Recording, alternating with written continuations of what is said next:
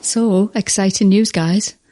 Well, we thought it was exciting until a minute ago because we thought we'd booked a stand at Bologna, but we now realise none of us have done it yet, but we're going to do it. Yeah, we've talked about it so much that we convinced ourselves it was booked. I think it's probably happening in real time right now. Hopefully. Which is even more exciting. Yeah.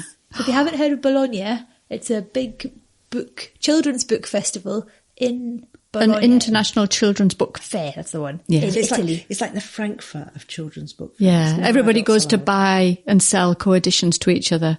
So if you have a book commissioned, your publisher takes it to Bologna Book Fair and your publisher sells it to as many publishers in different countries as they can. But it's also a massive hub for illustrators turning up and socialising and eating pizza and taking their folio around. What else goes on? Workshops. Exhibitions. There's the Bologna competition for the exhibition. And we've got, how many good shippers are in the Bologna? Well, I think we had 6 people who were runners-up for the Illustrators Exhibition. And one of them, Lisa Lafredo, was actually in it. That was very exciting. We went and found our work and took photos. This year, at this point, because the deadline, if you're interested, November is the deadline it's today, to submit. Then, if you're listening to this.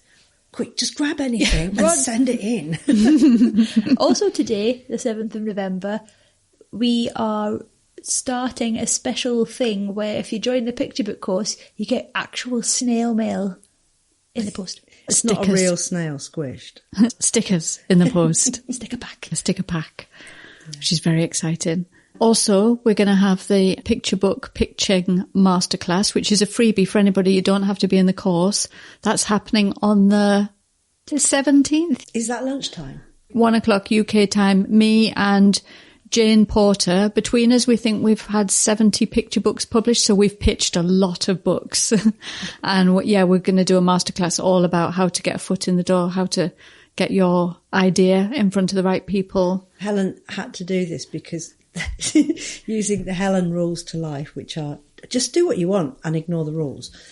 Whenever anyone asked about pitching, she said, just send it to any publisher you want, as many as you want, all at the same time, and ignore what they say. But because no one believed her and thought, well, Helen, you're published, it's easy for you to say that, she went and asked other illustrators. Yeah, I thought, well, my first book was published in 1998. So what if my advice is actually kind of out of date, and maybe it's the way that I pitch a book is usually that I might go in for a meeting with a publisher, or we might have a few Zoom calls where we get to know each other, and then they ask if I've got any ideas, and I pull something out that's kind of scrappily sketched out. But because they're used to reading rough drawings, they understand it. That is the only way I have ever pitched. But because everybody's always asking my advice, and I say that and people look at me in disbelief, I thought, hang on a minute, maybe it's all different, and maybe I'm not doing it correctly. Maybe there is a correct way. So I have now interviewed 3 people, and I'm about to interview another. And so far, everybody's saying the same as me. So you just try and get seen by waving your hands about on Instagram, sending out samples by email and in the post. And then if you can get a Zoom call or a meeting, show them your ideas, which do not have to be worked up into a final idea. It might be sketched in a sketchbook, might be on a few bits of paper. You might have done one finished illustration or a really lovely folio so they can see what your work's like, so they can imagine how your work would look visually. Yeah, everybody's saying the same as me. It's true. There isn't like a list. You don't have to write a letter that's this many words addressed to somebody in a very specific way. Send them out to everybody at once.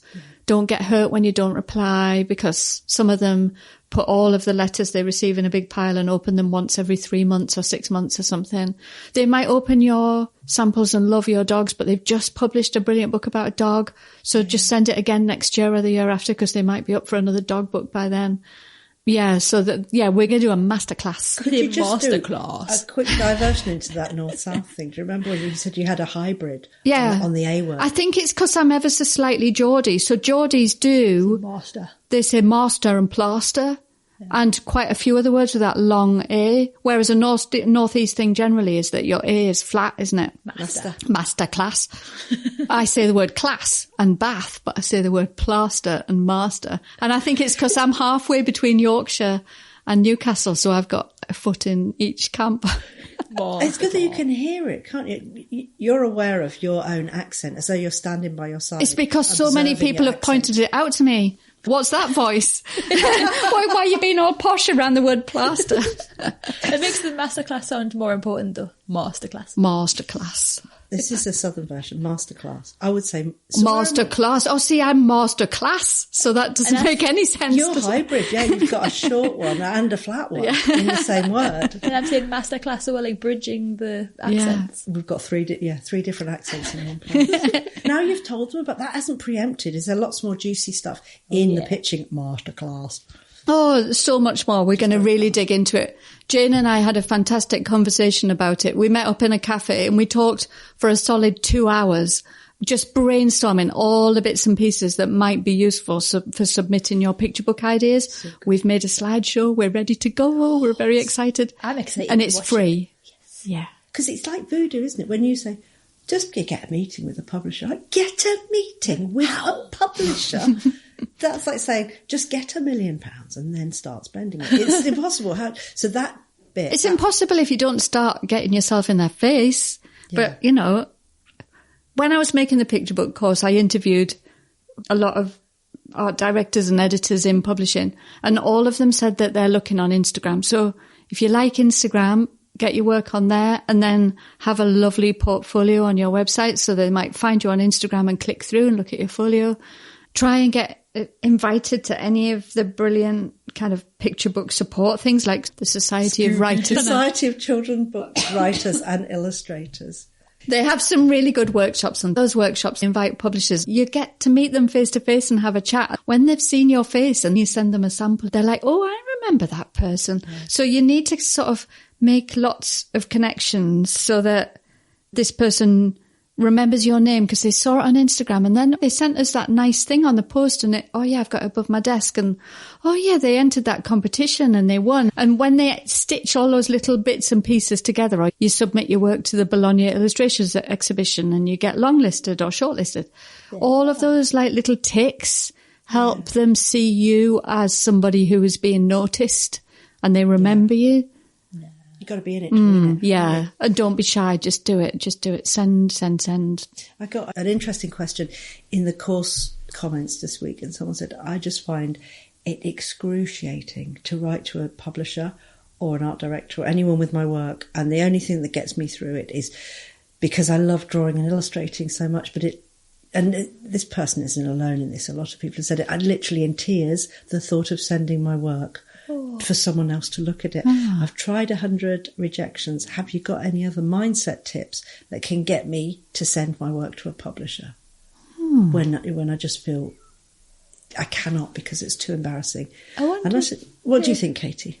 I was wondering how that's going to feel when their work gets published, because then everyone's going to see it. I don't know, it's just strange. We used to call it pants down time. Pants down, yeah. It's like, hey, I got a job. And then it's published in the September edition, and September the 1st comes out, and everyone's like, oh, God, no, I did such a terrible job of it. I can't bear everyone to see it. And you have to do 10 of those, then you're all right. And your work gets more natural and you get less self-conscious. But you're right, at the other end is the showing work. So it's really essential, isn't it, to find a way to overcome the self-consciousness, lack of confidence. Yeah, I wonder if it's like desensitizing yourself. Like we did starting the good ship. We didn't like looking at ourselves on camera or hearing anything recorded ever. And it was excruciating at the thought of things going out. I probably did cry early days, like, oh, people are going to hear what we've said. Oh, no. But now just like don't even think about it because we do it all the time. And we don't care anymore. I enjoy doing this, and I know that I'm doing it in a way that's okay. So why try to close yourself down? And that's what you'd want them to feel, that too. Your work is enough. Yeah. And what's the worst thing that can happen? They'll say, I don't like it. And that's one person that doesn't like it. Has anybody ever said to you, I don't like it? Because nobody's done that to me. If they don't like it, they just ignore me. Well, and I assume that they absolutely love it, but they're too shy to get in touch. That is the key to success right there. I love your mindset.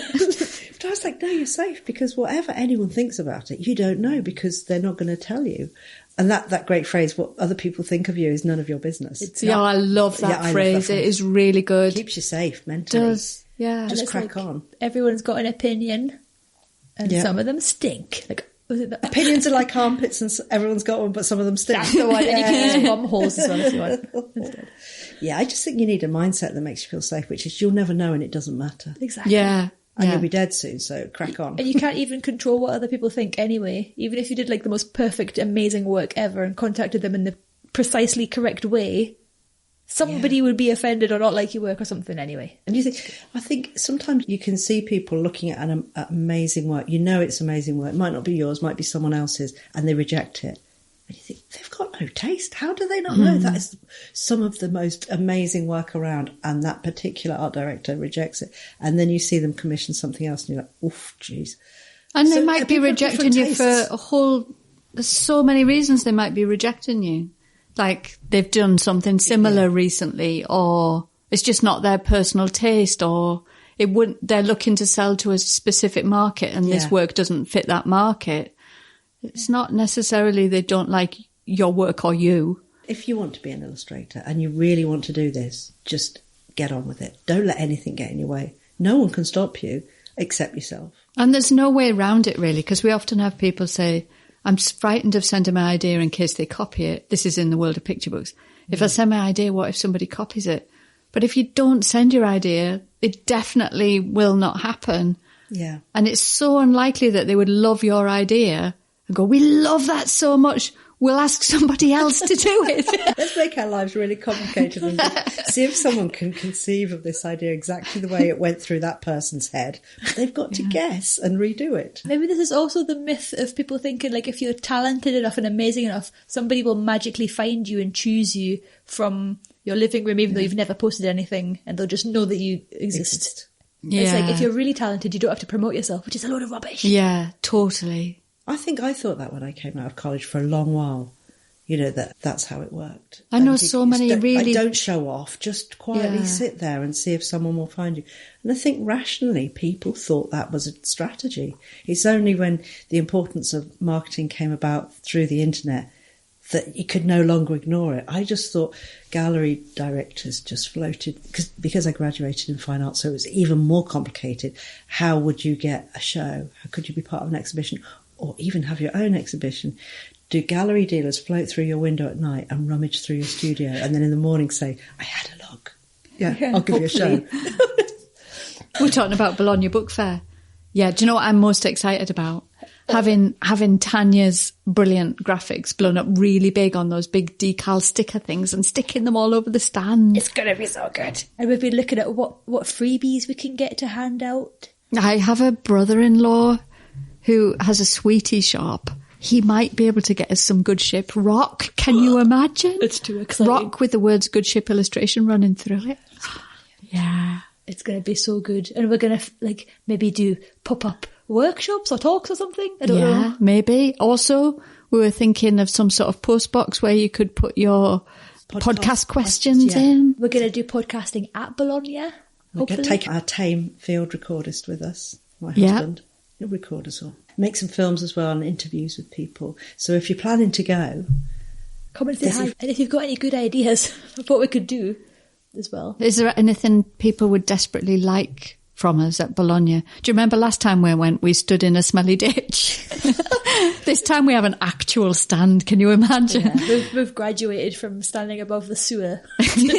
We just said we'll be in this, what do you call those spots between I said we'll be between halls C and between F the halls at 2 p.m. And then when we got there, we couldn't move because people had people had gathered around a bit, and it was too late. We were above a stinking ditch in the full sun, and we were melting in the smell. But yeah, this time actual stand. Oh, and if anyone knows of a good tote bag company, we want to make some bags.